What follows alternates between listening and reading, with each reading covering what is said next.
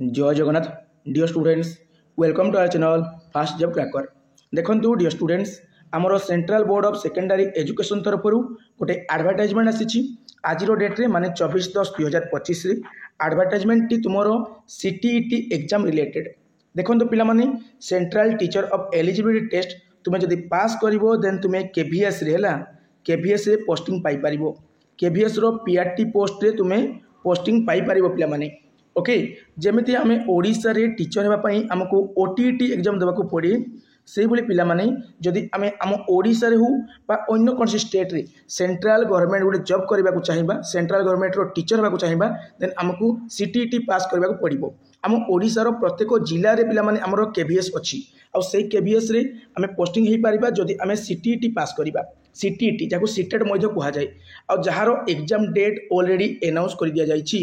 देखो पिला माने 8 फेब्रुआरी 2026 रविवार दिन संडे दिन आमर एग्जाम को कंडक्ट करा पेपर 1 और पेपर 2 पिला माने आमर सीटीईटी बा सीटेट रो पेपर 1 एग्जाम को मान दे पारिबे ना जो पिला माने आमर +2 परे परे सीटी करिथिबे ला +2 परे परे सीटी करिथिबे और पेपर 2 एग्जाम को मान दे पारिबे ना जो पिला माने आमर +3 सहित सीटी जो पिला माने +2 +3 पास करथिबे माने +3 पास करथिबे आउ ता सहित सीटी कहिथिबे से पिला माने देई पारिबे।